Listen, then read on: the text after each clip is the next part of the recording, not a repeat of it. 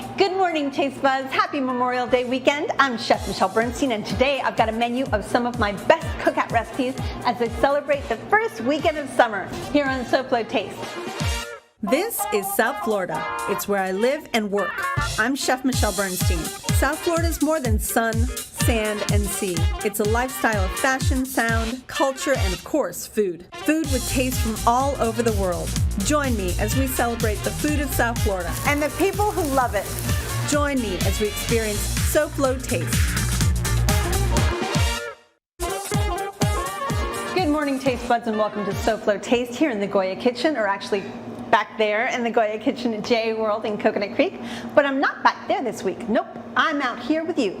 It's to bring you some of my best recipes I've given you over our 6 years together. This time, it's celebrating Memorial Days and the cookouts that typically go with this 3-day holiday. So let's get cooking and looking back. This first recipe is one I'm asked about often. For it, we go back to 2018. You remember 2018 when we actually gathered in groups and didn't worry about how far apart we were? The recipe is for my sweet tea fried chicken sandwiches, a great cookout classic. Enjoy. I wonder which hairstyle I'll be wearing. I thought it would be fun to leave the confines of our indoor kitchen and come out here to Miami-Dade's beautiful Pelican Harbor Marina for a cookout. So let's get cooking. The first thing I wanted to do was a delicious fried chicken sandwich. I want to teach you one of my favorite fried chicken recipes. It is a sweet tea brined fried chicken. So in here is sweet tea with extra water and some salt and herbs and spices. It's got tarragon, which was one of my favorite things, some sliced lemons in there just to make it really bright. I'm gonna make a little seasoned flour for this, and my seasoned flour normally doesn't change too much. I wanted to have a nice amount of flavor. So I've got a little Old Bay. I always keep Old Bay around. So I'm adding a little bit to my all-purpose flour and a little bit of extra garlic flavor in my garlic powder and onion in my onion powder. Just a little bit, not too much. I also like to put a little bit of salt in my seasoned flour, and that's about it. Stir it all together, really simple. So we got these beautiful chicken breasts at Delaware Chicken Farm and Seafood Market. They are clean and really just beautiful. So I'm gonna do a quick soak in clean buttermilk.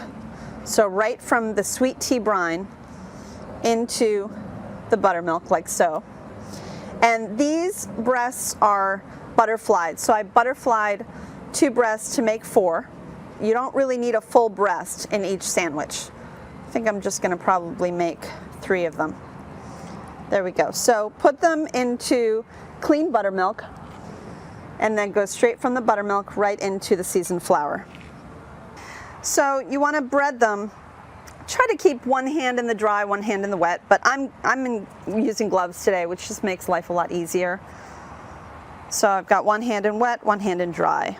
Just make sure you really encrust it really well with this seasoned flour, every last bit of it. The one thing I do love about fried chicken and fried chicken sandwiches is that they're great cold, hot, or room temperature. Cold fried chicken is never a bad thing. So I have my oil at 350 degrees, and I usually like to use peanut or grapeseed oil. You can use canola oil too. So because they're butterflied, they don't take too long to cook.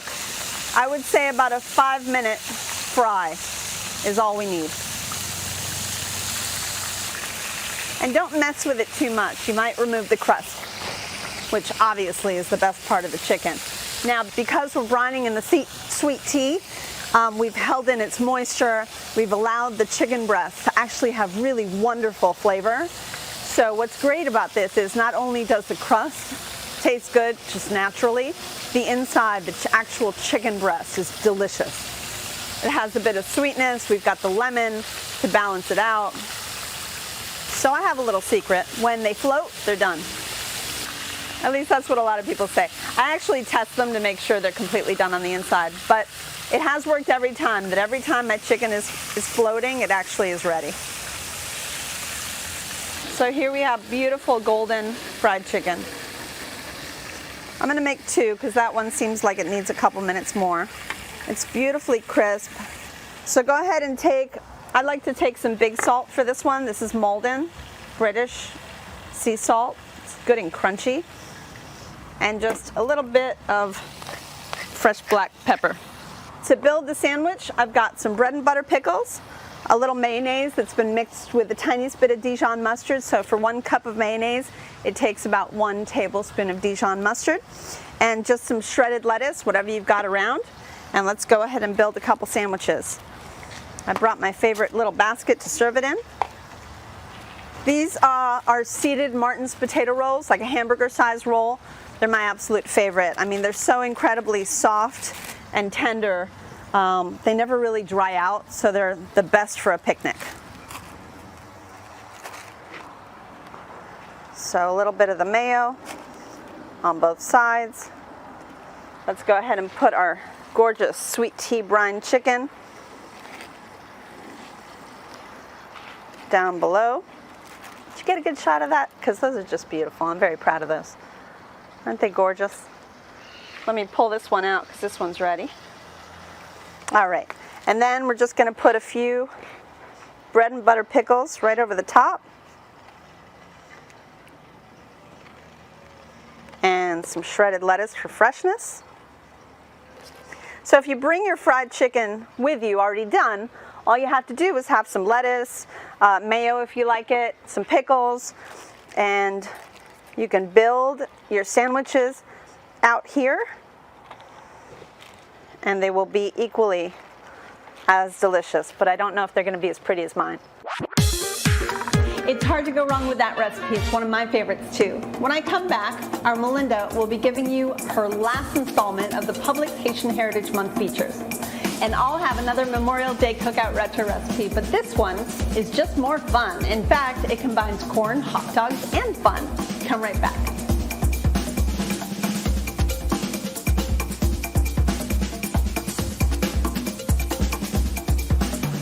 For more information on today's show, or to see a previous episode, or just to ask me a question, please go to our website, SoFloTaste.com. It's your one-stop shop for everything SoFlo Taste. SoFlo Taste will return right after this.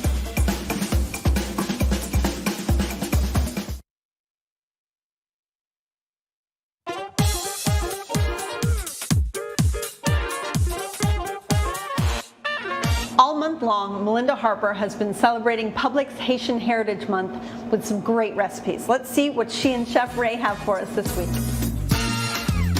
Thanks, Michelle, and bonjour all. We are back at the Publix Cooking School here in Plantation, where Chef Ray is making his final dish in the series of 3. We're going to mask up.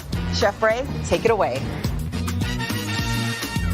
Hi everyone, I'm Chef Ray with Publix Aprons Cooking School here in Plantation, and we're continuing to celebrate Haitian Heritage Month.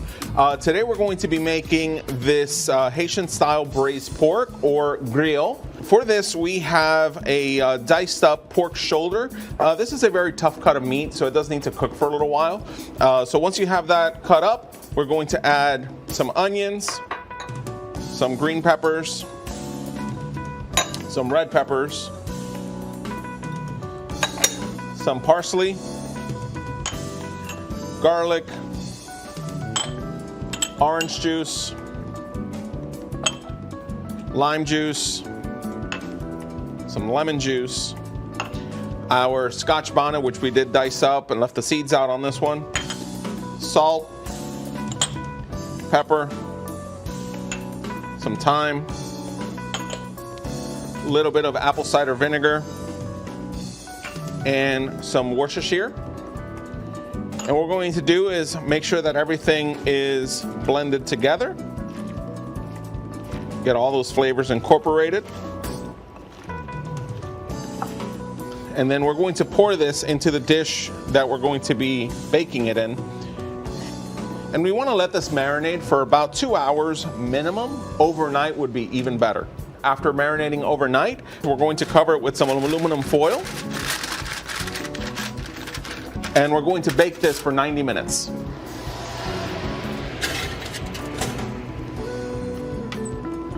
Now what we're going to do is the next step, which is to give it a little bit of crispiness. Take our pork out, and place it on a sheet pan. I put some aluminum foil down just to make this a little bit easier. And this marinade we're actually going to use as a little bit of a sauce also. So everything in here we're going to place in a pan. And we're going to let this come up to a boil, and it's going to thicken up slightly. So what we're going to do now is place this in our broiler, and this is just going to take a couple of minutes. So here we are, beautiful color on it. And now to serve, what we're going to do is we have our Haitian style mushroom rice from earlier, and our pickles, our pickled vegetables. And what we're going to do is we're going to serve with some of our pork. We're going to top this off with some of that sauce.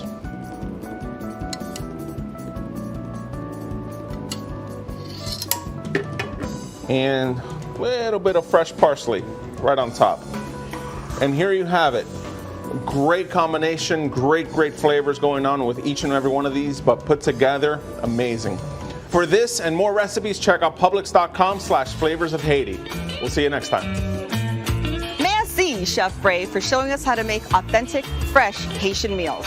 If you'd like today's recipe or any of the recipes featured during Haitian Heritage Month, go to Publix.com/flavors of Haiti. Chef Michelle, back to you. Au revoir. Thank you, Melinda and Chef Ray, so much for a month's worth of wonderful food during Publix Haitian Heritage Month celebration. Now back to our look back at Memorial Day cookouts. The Cozy Dog Diner in Springfield, Illinois stakes claim to inventing the corn dog, which they first made in 1946, and who might argue? All I know is that I stake claim to the next recipe for mini corn dogs, which I made in 2016. Watch and learn the secrets to this carnival treat. Welcome back to the cookout. We are in my backyard. It's a little warm, so I'm going to go ahead and make the corn dogs for the kids. What I have here, these are actually veal hot dogs. They're really good quality, full veal hot dog, but you can use any kind of mini dog that you like. Here I have some buttermilk. I'm going to whisk in an egg. That'll be the wet. Here's my dry. It's cornmeal, all-purpose flour, a little bit of sugar, baking soda, baking powder. Combine that together. Then combine the wet into the dry. And mix that up well until it comes together. Take your little dogs, dredge them in a little bit of flour, just a touch. And then you dip them in the batter, and then you go right in your oil. And that oil should be at 325. So again, just dredging in a little bit of flour, dipping in the batter, and right in the oil.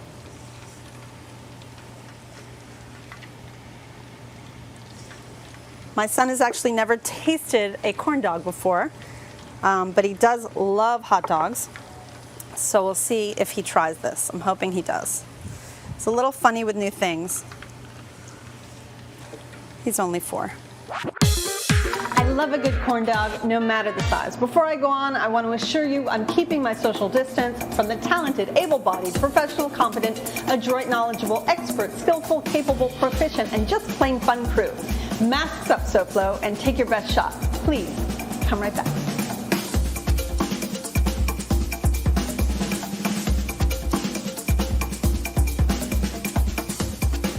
To get a taste of what we made on today's show, at least 2-dimensionally, go to SoFloTaste.com. It's the be-all, end-all of SoFlo Taste.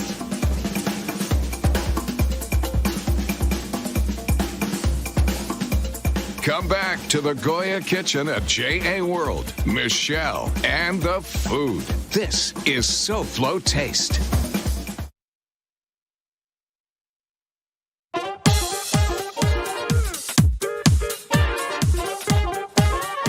I'm design expert Elena Capra. The SoFlo hour continues with SoFlo Home Project next on Local 10. Now, back to Chef Michelle and her food. Well, it's time for dessert. I made this recipe on the show in 2019. It's dark, decadent, and delicious. And if you never made brownies at a cookout, you're in for a treat. Watch, please. Brownies. Who doesn't love brownies? And I think brownies make the perfect ending to any day, whether you're inside or outside like this. But they also travel really well. So if you're doing a barbecue or coming out to a park like this, bring some brownies. It makes everybody happy. In this bowl, over the heat, I have some butter melting. And in that butter, I've got some cocoa powder, sugar, and salt. So I want to thank Alice Medrick. I don't know if y'all have heard of Alice Medrick's brownies, but everything she does pastry-wise comes out perfectly. So the cocoa, the butter, the sugar, the salt has all melted. Now we add in our eggs. So I've got a little bit of vanilla paste, or you can use vanilla extract. You can use them interchangeably, but vanilla paste has the little vanilla seeds that you can really see in there, and they're really just delicious.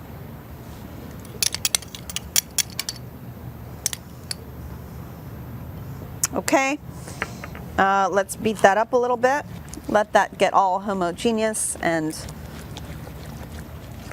blended in. And what I love about this recipe is it's so few ingredients, but it works every single time. Her stuff is just so consistent. All right, we'll add the flour now.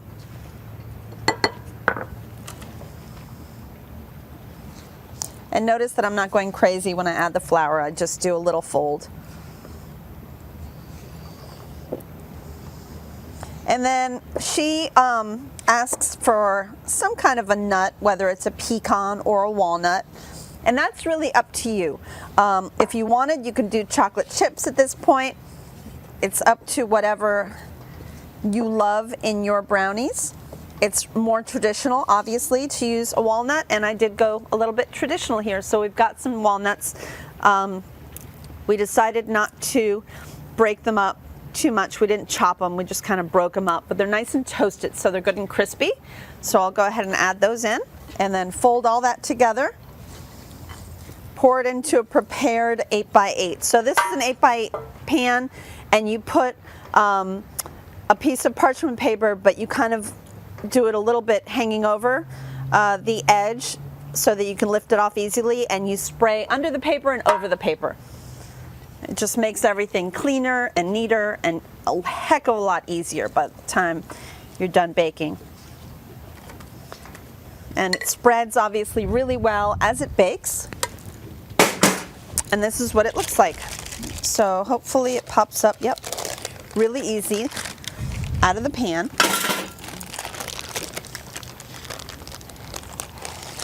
And they seem to be really nice and dense, which is how I would want my brownies to come out. And let's see what this is like.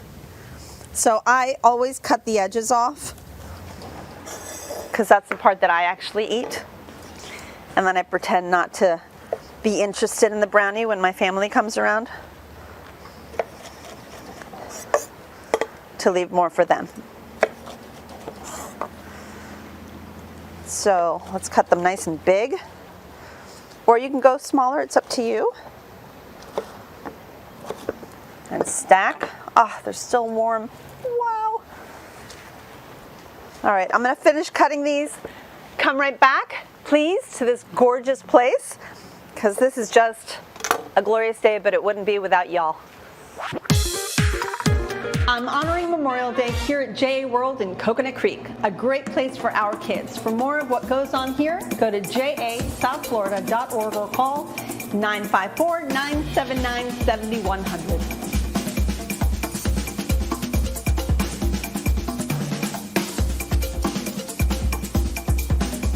For more information on today's show, or to see a previous episode, or just to ask me a question, please go to our website, SoFloTaste.com. It's your one-stop shop for everything SoFlo Taste.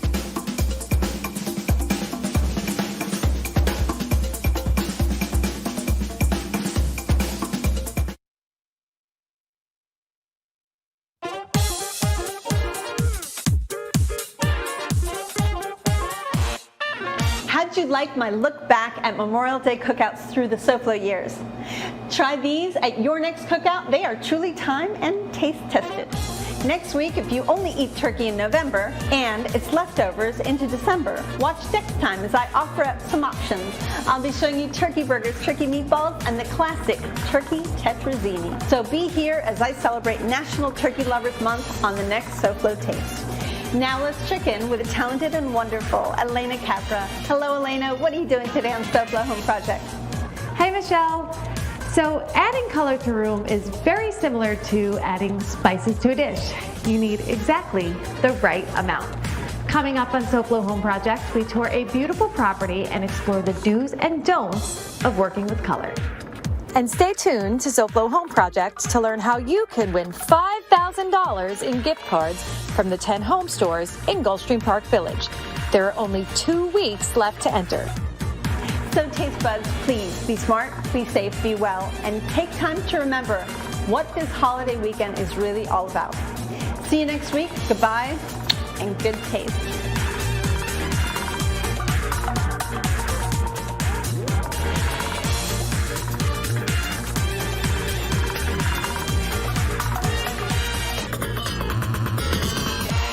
Happy Memorial Day.